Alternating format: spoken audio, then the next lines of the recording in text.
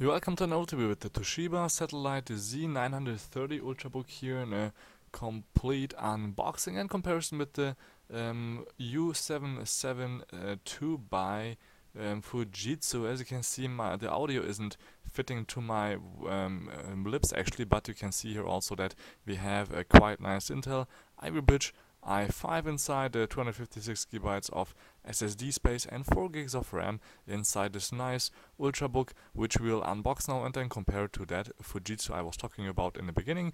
And yeah, we are outside right now, but my camera fell to the ground, so that's why I have to redub this video. So let's see what we have inside the box. It's quite slim and nice, and there's actually not too much. As you can see, we have first of all some advertisements with here extra space, dock, and actually a sleeve that you can buy by Toshiba directly. Then when you take out the device, you can see that we have this nice little black cover around it. We will check that out in just a minute, but let's see first what else we have inside the box. So we have otherwise here some manuals, not that thrilling, it's the standard stuff. We also have a quick starter guide which helps you guide you through what kind of ports we have, for example, which I will show you in a minute. Then we have here a quite small PSU, and there's not much else inside the box, so actually this is all that you otherwise will get. We have small and slim cables, and I already have also have the Fujitsu ones here, so you can see here that we have the big Fujitsu cable and then we have the slim Toshiba cable, and as you can see it's half the size, so that's quite nice. So that's one way to spare, and as you can see here, weight, and the Toshiba on the left is also smaller in each way, so yeah, that's why you should buy the Toshiba, not the Fujitsu. So it's lighter also, and that's quite nice because you also, even though this is an Ultrabook, you of course need your PSU. So otherwise, let's see, we have here this little cloth, so it doesn't give you much protection for the Toshiba, but it's still quite nice to use. Then we have the Toshiba itself. You can see it has quite a nice color, and yeah, it's different of course in terms of what light we have. So we have a really slim design. We have on the back a lot of ports, but we will start on this side and then we will go to the inside. So first of all, on the back you can see here we have a fan, then of course the Windows license key. Then on the side we have here the SD card reader, headphone port and microphone port. So first of all microphone and then headphone and then SD card reader, which takes in the whole SD card. That's quite nice. This is a dummy. It should support SDXC. Then on the front there's nothing except for the two speakers. And the other side we only have USB 3.0 and Kensington. And now you don't have to worry, because as you were able to see a little bit on the back, there is more, which you will see in a second. So you can see here we have LAN. Then there's also some fan vents, USB 2.0. One of them gives you extra power when the device is off, right there.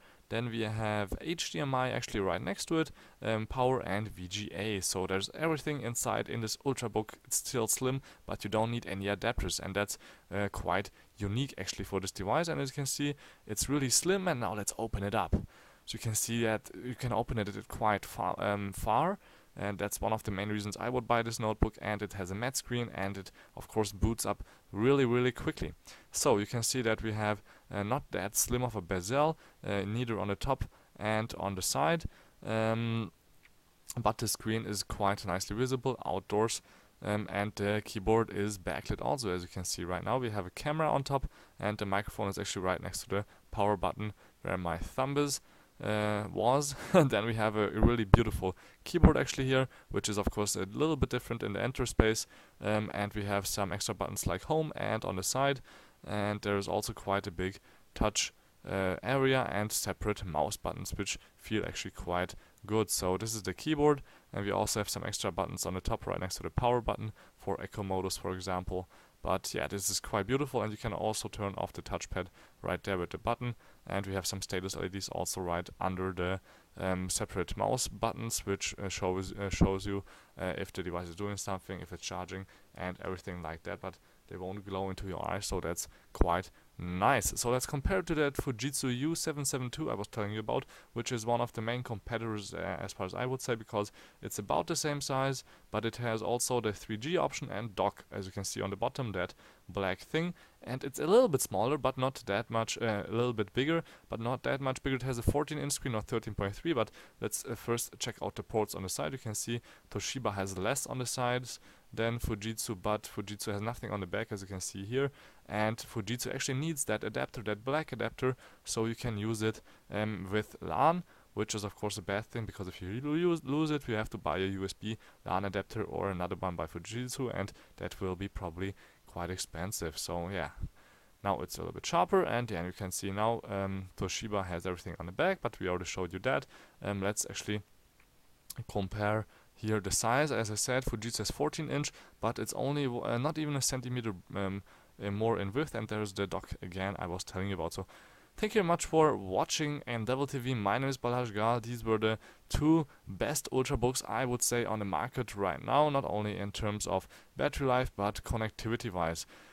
Till next time, please tune in again. The microphone problem will of course be fixed for the next time, and thank you much for watching Endeavor TV with this beautiful Toshiba Z Satellite 930. So Z930. Till next time, please tune in again.